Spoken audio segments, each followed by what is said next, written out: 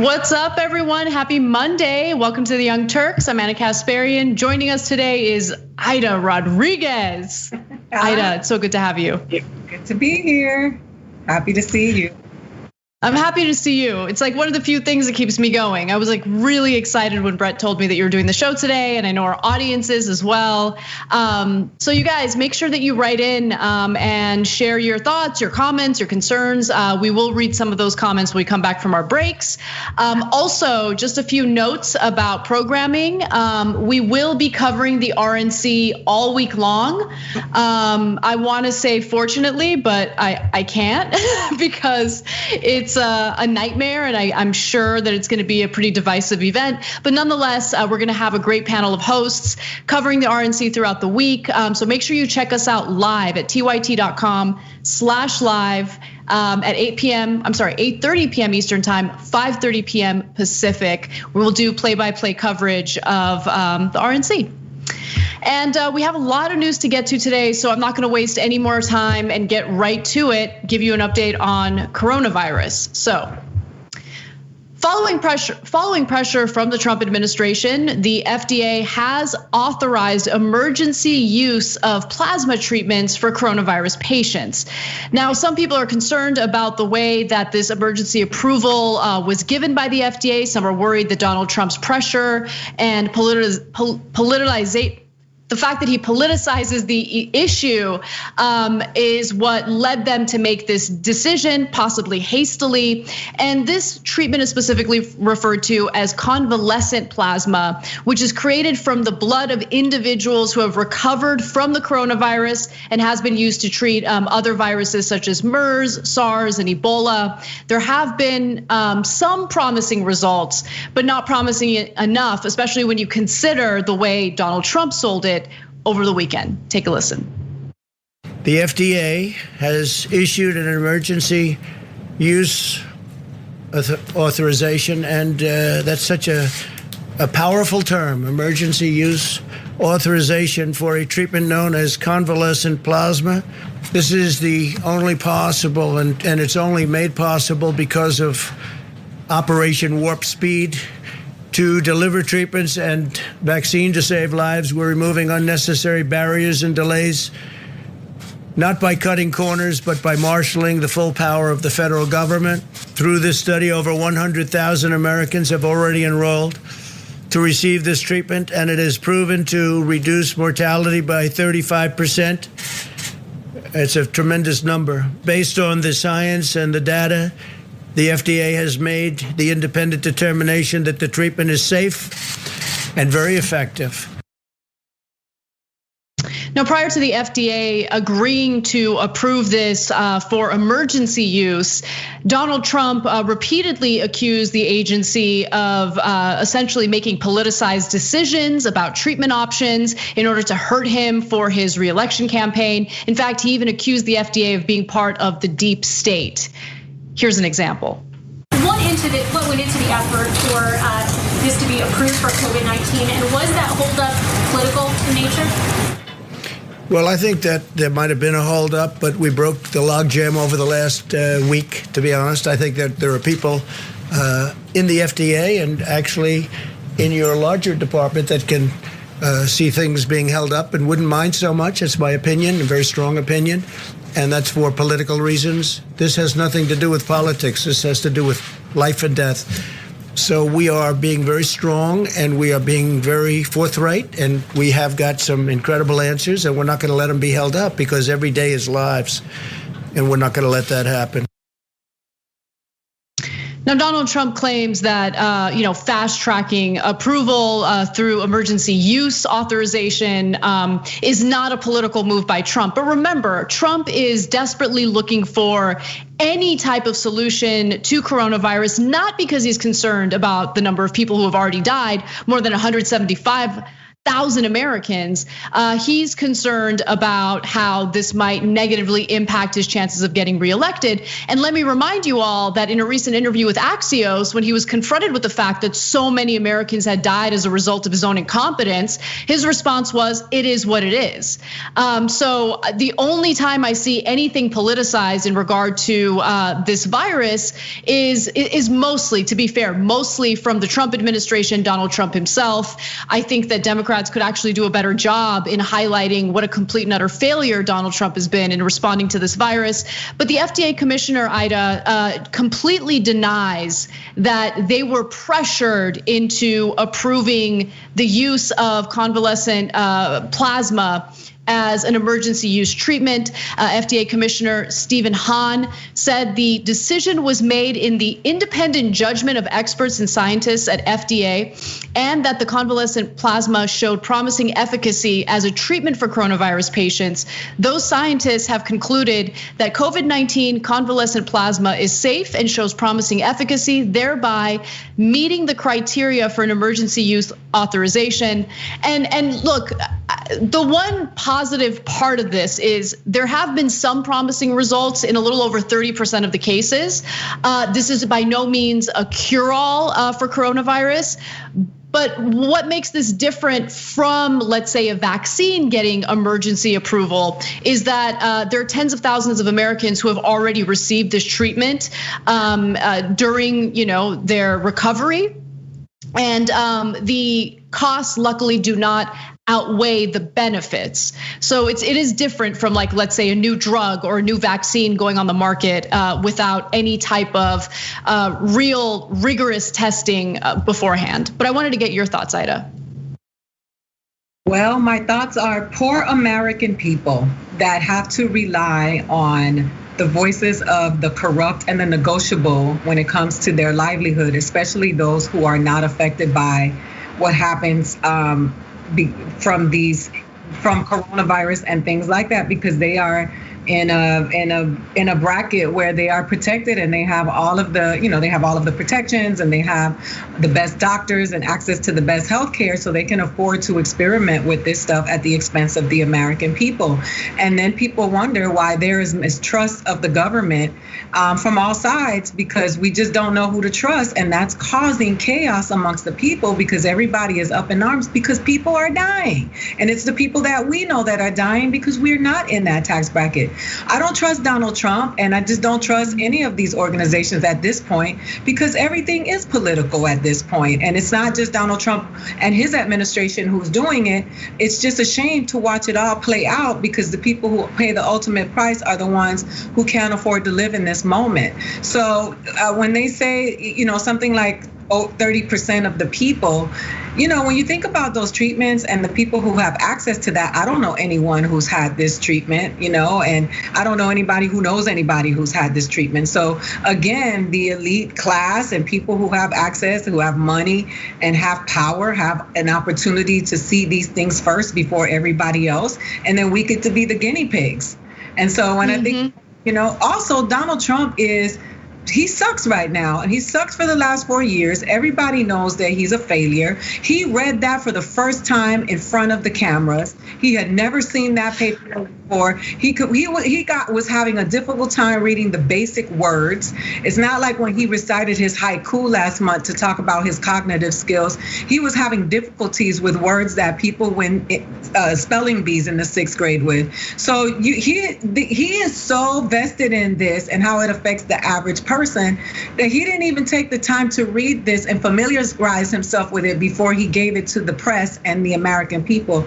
And let me just remind you, and I will continue to remind the people who follow Donald Trump, nobody insults your intelligence more than he does and his administration does. Every single time they politicize something, they say trigger words like deep state, and they hit you with the Benghazi and the emails. All they know is that you are emotionally driven by the things that he says, while he's poking at you emotionally. Things are happening in the background that are affecting your livelihood every day. Yeah, absolutely. And I love the point that you made about how, this is something that apparently certain individuals have already had some access to. As I mentioned, convalescent plasma has already been used to treat roughly 70,000 Americans who have contracted the virus. I hadn't really heard much about this treatment beforehand. And don't get me wrong, I mean, I want this, if it's proven to be effective, I want all Americans to have access to it. But even if it is, even if they do somehow manage to conduct the medical trials that are necessary to focus on how this treatment specifically impacts coronavirus patients, once it gets approved by the FDA, is it going to be readily available to everyone in the country? With the way that our healthcare system is set up, that's highly unlikely. And so, yes, Trump is a failure. Trump is a complete and utter disaster when it comes to this virus. There's no question about it. But I think that the United States has been in a uniquely awful position to deal with a pandemic like this. And by the way, there were warnings of a mass pandemic and how ill prepared we are. Back in 2006 during the Bush administration, and no one did anything about it. And even as we're in the middle of this pandemic right now, even as we see tens of millions of Americans lose their jobs and the health care that comes along with those jobs, we don't have a single political party in this country, viable political party, that actually has a real solution to that, a feasible, robust solution. And that includes Joe Biden's campaign, keeping it real. So I do want to move on to the next video because, there was an awkward moment during Trump's press conference about this. Some of the reporters were concerned about the efficacy and also the conditions under which the FDA approved this for emergency use. Let's take a quick look at that. In announcing this today, you said that the FDA has made the independent determination that the treatment is safe and very effective. Yet Dr. Hahn just said it was showing promising efficacy. So which of the two is correct? Well, I think I'll let Dr. Hahn answer that question. So under our legal authority for emergency use authorization, this is not the same as an approval, but it's an authorization and allows us to expand the access to this. And our data, we know we're going to continue to collect data. We knew that for all of our emergency use authorizations. So it's the nuances of the language around the authorization that we use in the legal aspects. It's a promising treatment. It's not, you couldn't say it's very effective just yet. So I would say that if you're one of those 35 out of 100 people who these data suggest or show survive as a result of it, this is pretty significant for that person and their family. Okay. This is a very big day. It's a day we've been looking forward to.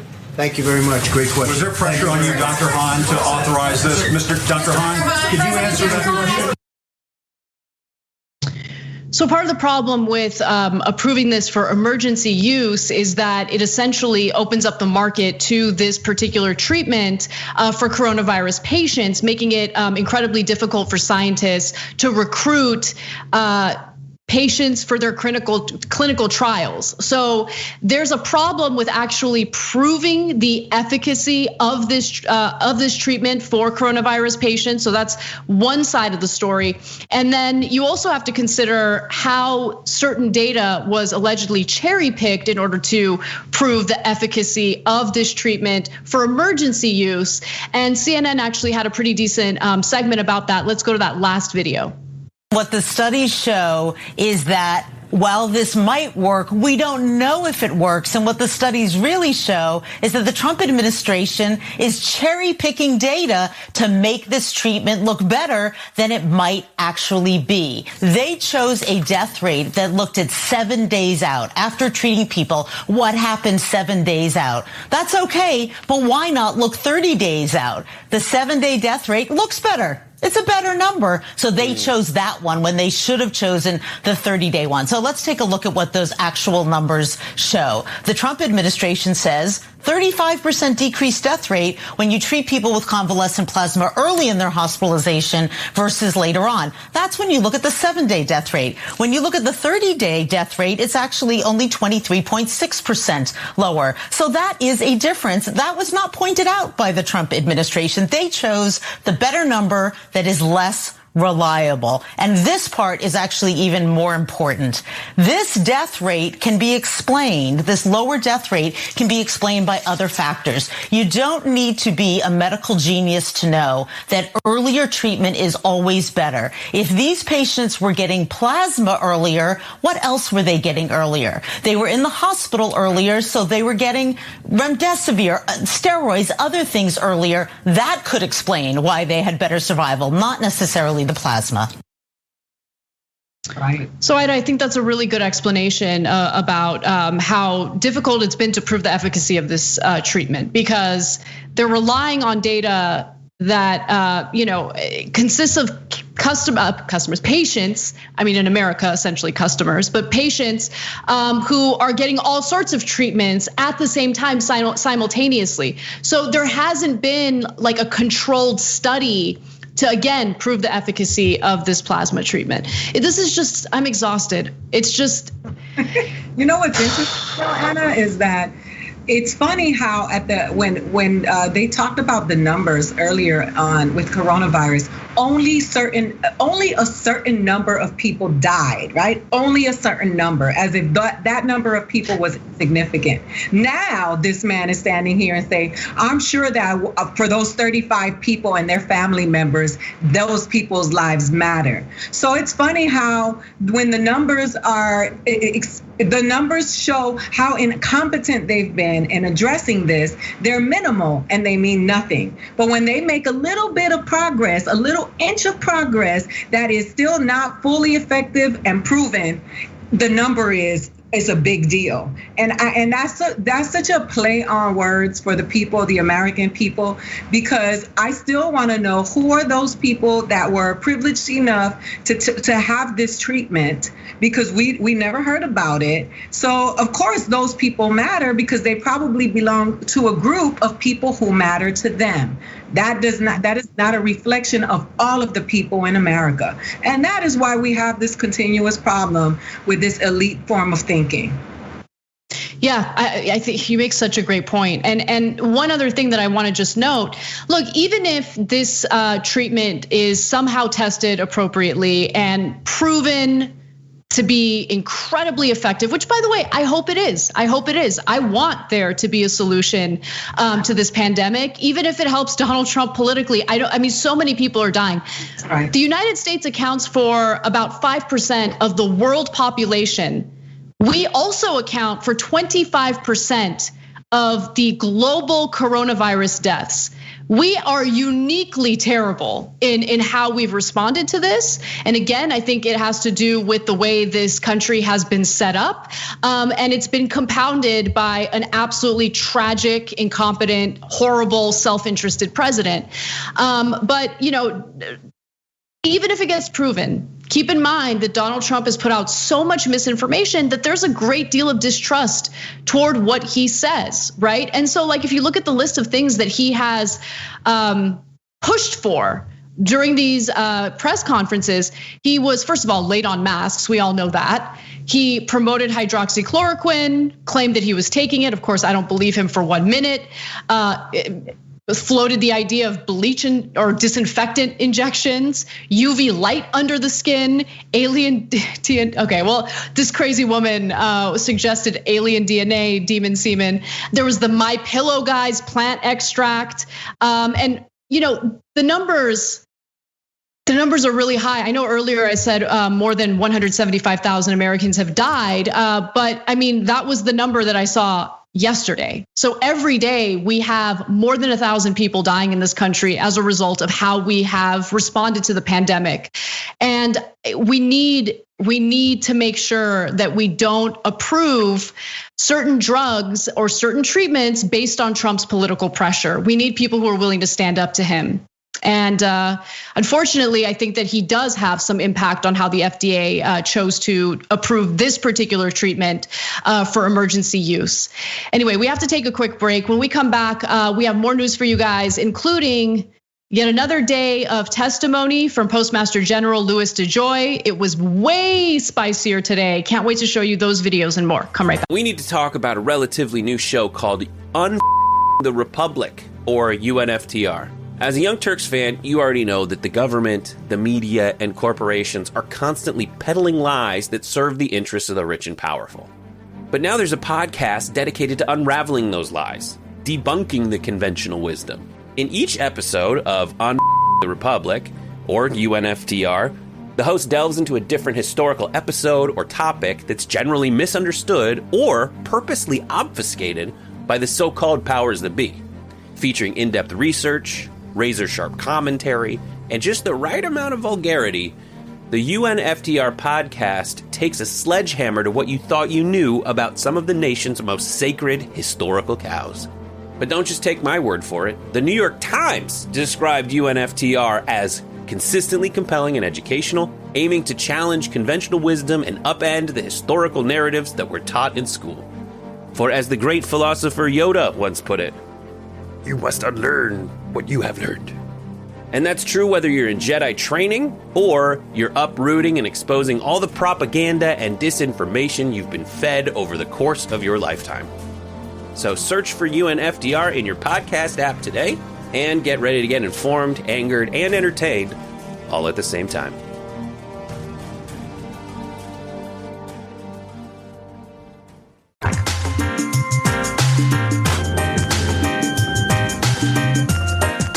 Welcome back to TYT. Anna and Aida with you. Aida, there's some serious love for you in the members' comments. I'm going to get to that in just a second, but first, a few announcements. We have joined Aspiration in partnership to do a sweepstakes for an e-scooter.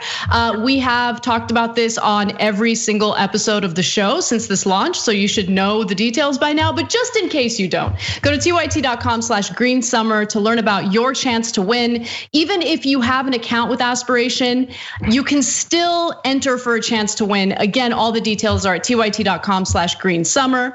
Also, today's the first day of school. I know that better than anyone because I'm teaching again this semester online, which is interesting. But if you're looking to get some new gear for school, all you need to do is go to Shop TYT and you get a 20% off discount. So you can get t-shirts, hats, cool pins for your backpack. Go to shoptyt.com and then site-wide. You don't even need to put in like a promo code. Shoptyt.com. Go nuts. Go on a shopping spree. All right. And then the members' comments. This is like my favorite part. So Happy Biker Guy, by the way, Aida, writes it and says, "Órale, Aida, mi mami favorita. ¿Qué ondas, mija?" I just really like that one. I don't know. Perpendicular Time says Trump has removed FDA oversight of the vaccine process and is pursuing convalescent plasma, a modern equivalent of variolation. The precursor to vaccination. We're stepping back through the centuries at an alarming rate. Yeah, Aida and I were talking about that actually during before the show started about how, I feel like we've been frogs in like slowly boiling water, but things are so bad right now. And I can't stand the people who are in denial about it, who think like you're speaking in hyperbole when you talk about the severity of the situation we're in, whether it has to do with this election and what Trump is trying to do to the post office or what's happening with this pandemic. It's terrifying. Anyway, all right. Well, let's get to the rest of the news. And let's talk about the post office because there are some updates on that. Postmaster General Louis DeJoy was testifying before the House Oversight Committee today, and there's no question that today's testimony got a little more spicy than what we've seen before. Members of the House were much more tough on DeJoy, and a good example of that was the line of questioning that we heard from Katie Porter. Let's watch. Mr. DeJoy, thank you for being with us today. What is the cost of a first-class postage stamp? 55 cents. What about to mail a postcard? I don't know, ma'am. You don't know the cost to mail a postcard? I don't. I'll submit that I know very little about a postage stamp. Do you know about within 1 million or so? Can you tell me how many people voted by mail in the last presidential election? No, I cannot. To the nearest 10 million? Is that a no, Mr. DeJoy? I would be guessing, and I don't want to guess. Later, Katie Porter asked if the Inspector General finds that there is a severe conflict of interest with DeJoy, serving as Postmaster General, would he step down? And he essentially said no. He doesn't see why he would need to. And by the way, Ida, I mean, that video didn't surprise me at all, because we already know that during Louis DeJoy's confirmation hearing for Postmaster General, he needed help to get through answering very basic questions about the post office. He has no expertise in the post office. The only thing he knows about it is that the companies that he has a vested interest in would love to see the post office destroyed because they want to destroy competition to increase their profits. And remember, again, Louis DeJoy does have conflicts of interest because he's invested in those companies, in those competitors. And yeah, I mean, this is such an enlightening moment because, on one hand, you have this man deny that he's single-handedly dismantling the post office before an election where there's gonna be a giant influx of mail-in ballots. But then the way he answers the very specific questions that are asked of him makes it abundantly clear that he's trying to dismantle the post office for political reasons, political and also financial reasons. That's right. You know what's interesting to me is that when you look at all of the people who are destroying this country, they all look alike. They all have something in common in that the gender, the race, the sexual preference, heterosexual straight white males. And when we talk about these things, people think that it's a feminism agenda that wants to take the man down, or that people of color want to take people of color down. I am sure that there are thousands and thousands of white young men in this country that come from humble beginnings that would be efficient at doing these types of jobs. But this is a group of people that belong to this elite group based on being grandfathered into these positions of power, and they all look the same, and they all have been in power so long that they're constantly throwing temper tantrums, and they're quite mediocre. Because I guarantee you that if any one of us were the Postmaster General, the Pied Piper, whatever you want to call them, we would know every inch of our business, and we would have to, because especially you and I as women, we would have to be twice as good at the job, three times competent to be able to hold that position. And we would not be able to afford to not be able to answer a question, because it would be an aha moment for whoever was cross-examining us. When you look at these people, they're all in this criminal gang, right? You want to point at Bloods and Crips and MS-13, people who are starving for scraps and resorting to crime as a result of their survival. But you look at this gang, and what are they doing? They think it's laughable that they're uninformed, they're disconnected with the population. They don't know anything about what's going on in real life for us because they're unaffected. Look at this smug guy. This is what they call you smug. They call Jenk smug. That's smug. This man does not know what is going on in his place of business, and any person who belongs to any marginalized group who cannot afford not to know any part of where they work. And I just think this is a moment in history where we're now starting to see the faces of all of the people who have been running us into the ground for profit and benefit. You're so right. You know what people like Louis DeJoy and Donald Trump and every single member of Trump's family remind me of? The kinds of people who go to like a Kroger or any type of grocery store where they have a section dedicated to like nuts and candy that you can buy by the pound, right?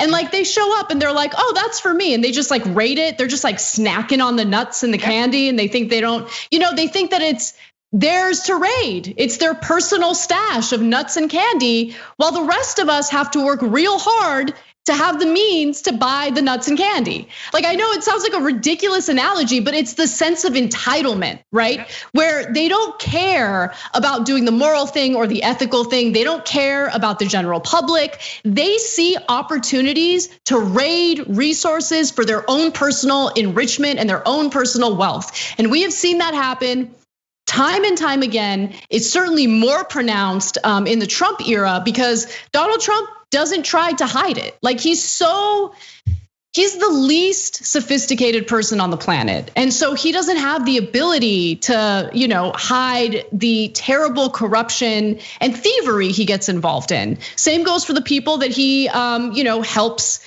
to push into positions of power within the federal government. And so you see it happening before your very eyes. The frustrating thing is to hear Republican lawmakers consistently gaslight you and make you think that you're not seeing, or try to make you think you're not seeing what your own two eyes are seeing. Now, luckily, there were some very, very strong Democrats who asked some pretty tough questions during this hearing. One of them was Ro Khanna, and so I want to take a look at those highlights. Our Defense Department, we don't tell them you have to go sell weapons to make revenue to serve the American people. We don't say that about our health service or the National Institute of Health. Why should we have a different standard for the Postal Service? Why do you have to go make a profit instead of just serving the American people? Sir, it's an interesting and good question, and it's not that we need to make a profit. It's to be self-sustaining, which means at least cover your costs. But why? It's such a small. I'm not a legislator. I'm the postmaster. Do you know? I mean, do you know the history? Do you remember the time in the Postal Service history where that wasn't a requirement? I do, in the 70s. Actually, it was from 1840 to 1970. We funded the Postal Service. We didn't require them to make a profit because we thought people should in rural America and other places, and our veterans should serve. And one of the reasons people serve in the Postal Service who've served in our military is they view it as public service. I mean, does Louis DeJoy know anything about the post office, like anything at all? And Aida, he's right. Ro Khanna, of course, is the one who's right in this conversation because the post office is a government agency, and the fact that it's being thought of as some sort of business that needs to turn a profit is absolutely ridiculous. We don't think of any other government agency as something that needs to have a profitable business model. Only the social programs that benefit them are the programs that they want to keep in place, right? Not just mailing votes, but benefits for elderly people, Social Security benefits, people who are on food stamps, people who have medical stuff that they tend to. There are people who, I mean, you can be privileged enough where your whole life is online and you can do everything digitally, but there's a great number of people in America who have to depend on the post office for basic necessities and survival. And so only people who, the talk about socialism and communism in this country, how it's always being, it's being poked at people just to scare them because of what happens in places like Venezuela and China and Cuba. But we all know that in America, we have a lot of socialist programs, but these programs are only here to benefit these people. Our taxpayer dollars fund the salaries of people who send their kids to the better schools, have the best health care, and while we struggle and wonder where our funds are being misappropriated to. So when you see someone like this in the post office saying this, is because they're not thinking about a lot of those people who actually vote for Donald Trump, who are poor and don't have resources and have to wait on things from the post office. Unfortunately, many of those people don't have the education because they also are in areas where their education system suck, because again, those programs don't matter because Ivanka gets to go to an Ivy League school and Eric, even though he looks confused all the time, can go to a good school. So here we sit here and talk about these social programs, but these social programs are benefit who? But poor people, marginalized people, average people who don't have trust funds. So of course they want to do away with it and make profit for it like they do everything else, while the people who don't have jobs and are worried about getting evicted are funding and lacing the pockets of the people who are selling us vitamins and all the things they scare us and telling us that we need right now because of this pandemic. And the great big circle of BS continues to go round and round while those of us at the bottom keeps struggling. And then they wonder why people say that one day the poor will eat the rich. You know, in a moment, I'm going to skip ahead to video B3, just a note for the director. But before we do, I just wanted to respond to what you said, Aida, because you're absolutely right.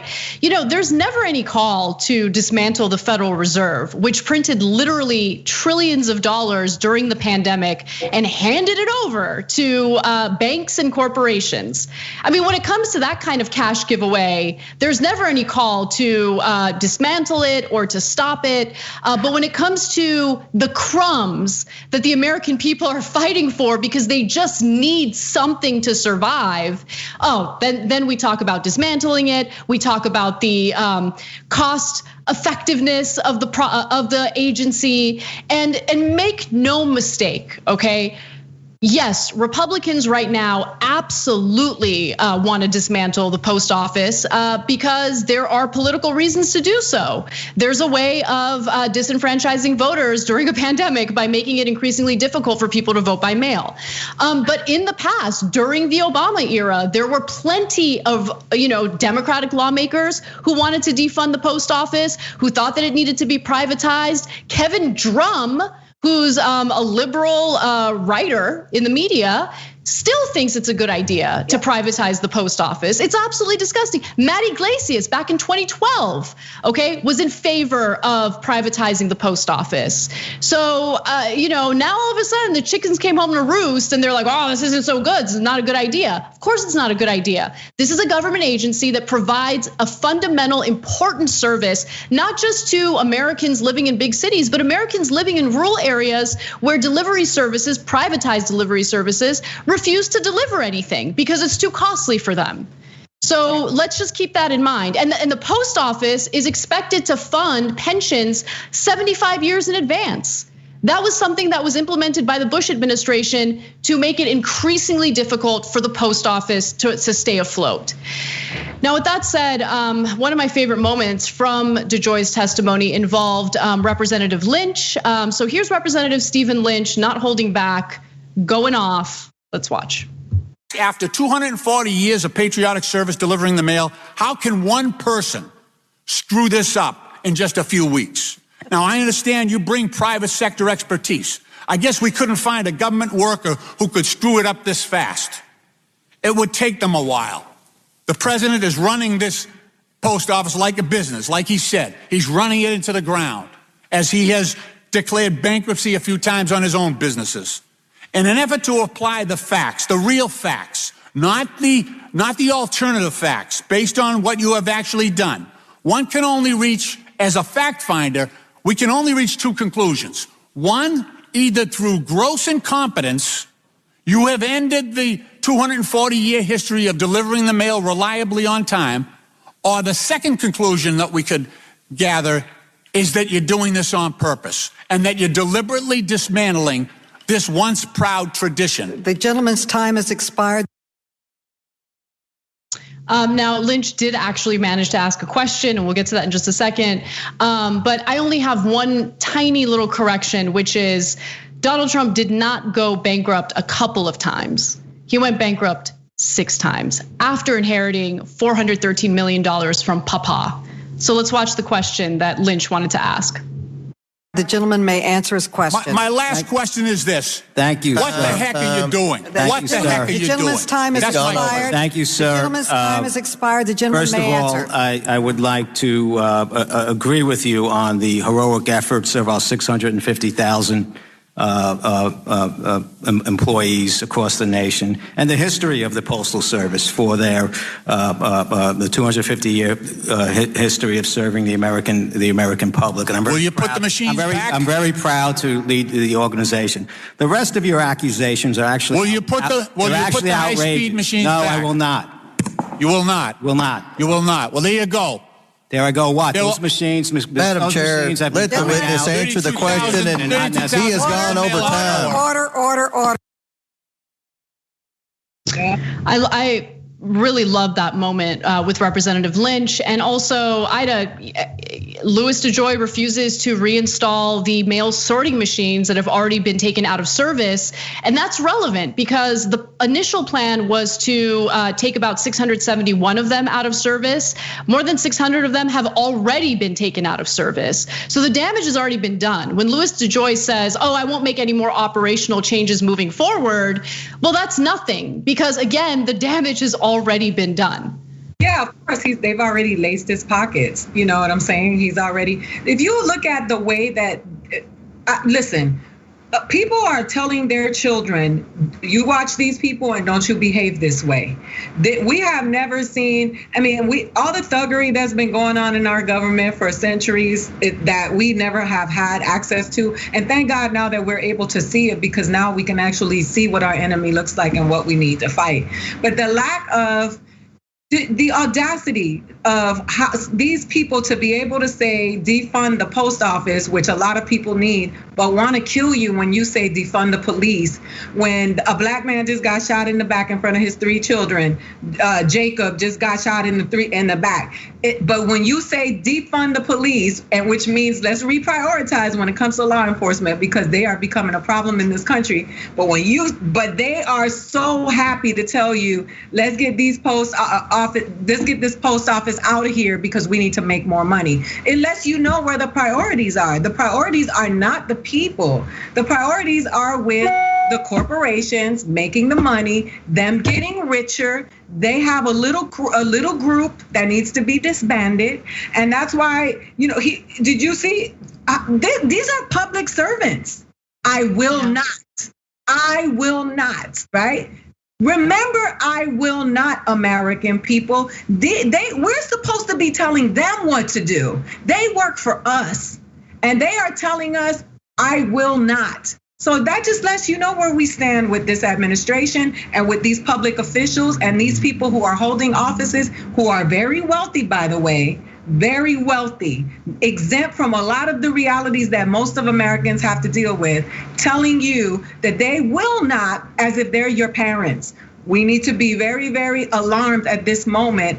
The tone and the delivery and the language and the words that are being spoken by the people who are in power are slowly releasing the shields, and they are just speaking openly because they're letting us know and they're putting us in our place. And we're sitting around here arguing about semantics and having arguments about things that are insignificant, canceling people for the wrong stuff on Twitter while our democracy fades away. And that's what we need to be worried about. That was perfect. I can't add anything better than that. So I'm gonna leave it right there. We gotta take a quick break. When we come back, we'll talk about the shooting that took place in Wisconsin over the weekend. And it is graphic, so I wanna warn you guys well ahead of time.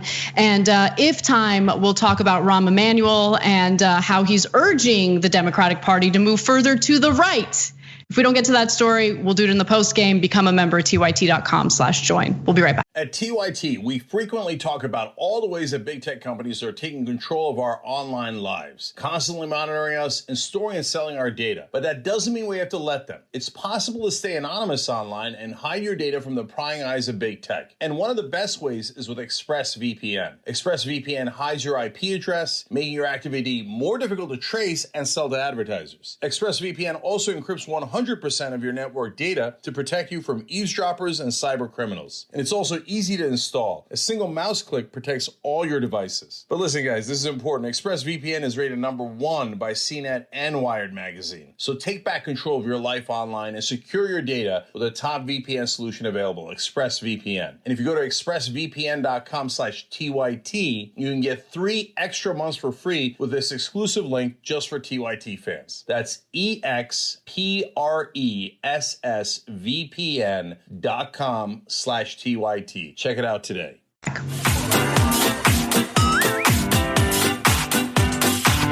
Hey guys, welcome back to TYT. Anna and Aida with you. I wanted to remind you all about our fundraising effort. We're trying to raise money to keep TYT afloat, and we've kind of dropped the ball on it. And when I say drop the ball, I mean me and Cenk. Like we haven't been talking about the thermometer as often as we used to. And so we need your help. We're doing poorly for the month of August. Let's take a look at the thermometer. So the goal is to raise $200,000 for August, and we're only at 75,017. And keep in mind that it is August 24th. So we're not in good shape. And I'm just asking for some help. If you guys can, just go to tyt.com/go, where you can donate and help keep TYT sustainable.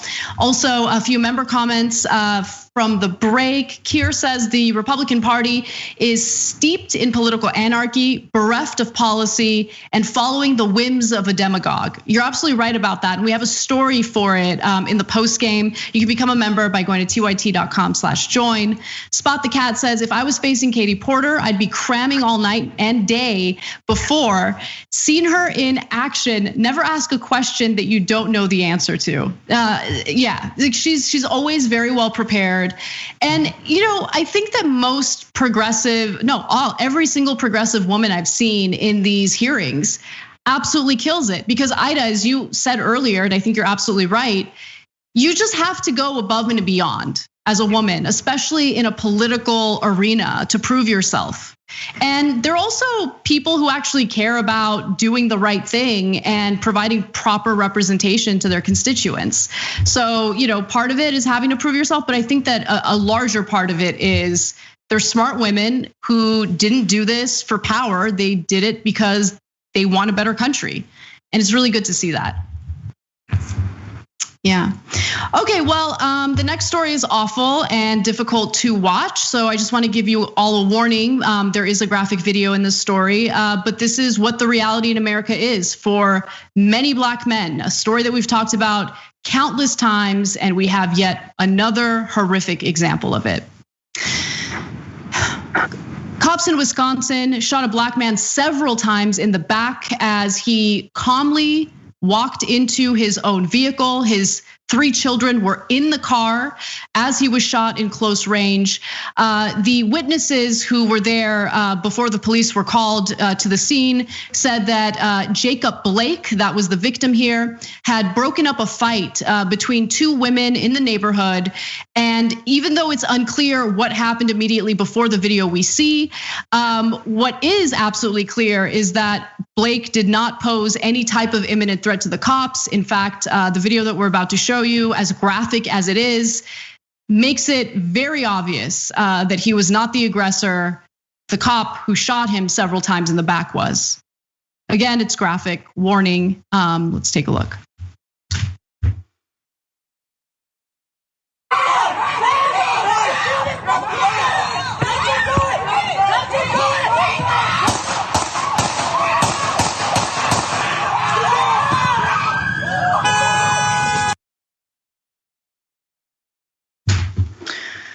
I don't know how it's possible for someone to survive getting shot several times in close range like that, but he is still alive, although he's in critical condition.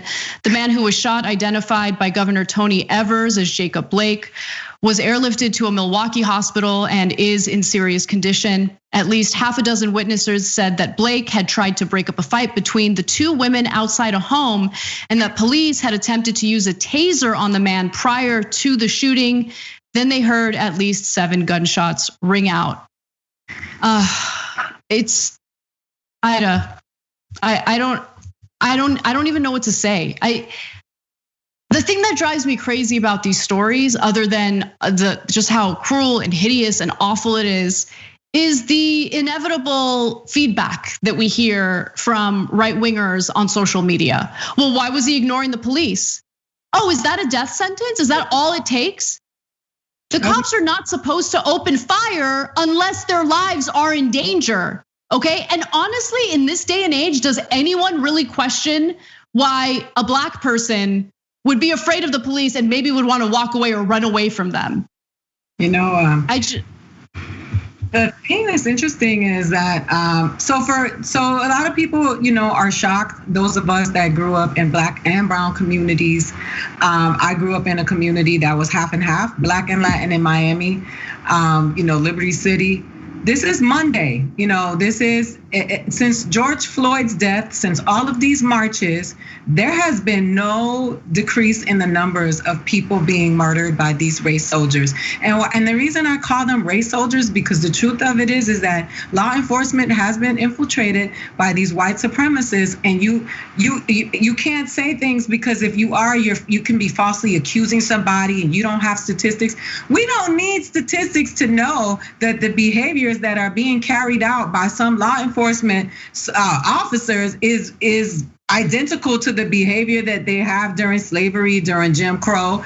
And so the dehumanization of Black lives, people say that when I come here, I try to sweep everybody under the rug and I say people of color. No, I'm very specific when it comes to Black people, because when I talk about Black people, I'm talking about my daughter and my son, who when my son walks down the street, nobody knows that one of his grandmothers is from Puerto Rico and the other one is a descendant of an American slave. So when I talk about Black people, I'm very specific. And that the fact that they have targets on their backs in this country, we have targets on our backs in this country, and you watch this kind of stuff, it's like, at this point, I'm like, it's appalling. It is horrible. We need Jacob to live, because we need to give a face and a voice to these people, because unfortunately, we have to speak for George Floyd. We have to speak for Breonna Taylor. So we need him to be alive at all costs. And I hope that Black people in Wisconsin are surrounding that hospital and making sure that that man lives, because he needs to be watched at all costs. Now, I'm going off the cuff here because we just don't trust law enforcement at this point. So the fact that 3 little babies were in that car, just like Philando Castile's daughter was in that car when he was murdered, it's just Monday. So for us to sit here and act like we are just shocked about what they're doing, that they've been doing forever, I want to know what we're going to do, because they're not coming to save us. They don't care about us, and they surely don't care about Black men and Black women in this country. Yeah, I mean, you're absolutely right. And the Philando Castile story, there was no justice in that story. No. The cop was acquitted in that case, and we had video. We had video of what happened. We had video of Philando Castile making it clear that he had a licensed gun in the vehicle. He was complying. He wasn't doing anything wrong. And that cop shot that gun and murdered him anyway, right? With this story, with Jacob Blake, this particular police department doesn't require their cops to wear body cams. So we may never know what happened before he was shot in the back in close range. I mean, I feel like we already have quite a bit of evidence to show that what the cop did was excessive force. He was not posing an imminent threat. And by the way, I mean, if you're in a scene like that as a Black man and you have your babies in the car, I mean, any person, any human being, you want to protect your kids, which is why I think he was calmly walking to his car and trying to get to his kids. But anyway, I also, go ahead, Aida. I'm sorry. They also assumed that because a Black man was on the scene that he was automatically guilty. He was there breaking up a fight, probably trying to keep the police to come from there, separating 2 other people from fighting, because we know what the consequences are. And they show up and immediately try to taser him and arrest him without knowing what's going on. And that's what they do all the time. This is not an exception. This is the rule. So we tired. We don't want to hear this bull anymore. We don't want to have you got Black Lives Matter signs on your windows because you don't want your windows broken. You donating to organizations. We need white people to put their privilege on the line and to save Black lives, because that's where we are right now. We don't need to hear any more rhetoric. We don't need to hear no songs. We don't need to hear no speeches and no more Zooms. If you really want to make a change with this, and we need to defund the police and we need to clean it, gut it out, then put your privilege on the line so that our people can live, because that's what's happening right now. All right, the post game is next. Become a member, tyt.com/join. Yes, we will talk about Kellyanne Conway leaving the White House. See you soon. Thanks for listening to the full episode of the Young Turks. Support our work, listen ad-free, access members-only bonus content, and more by subscribing to Apple Podcasts at apple.co/TYT. I'm your host, Cenk Uygur, and I'll see you soon.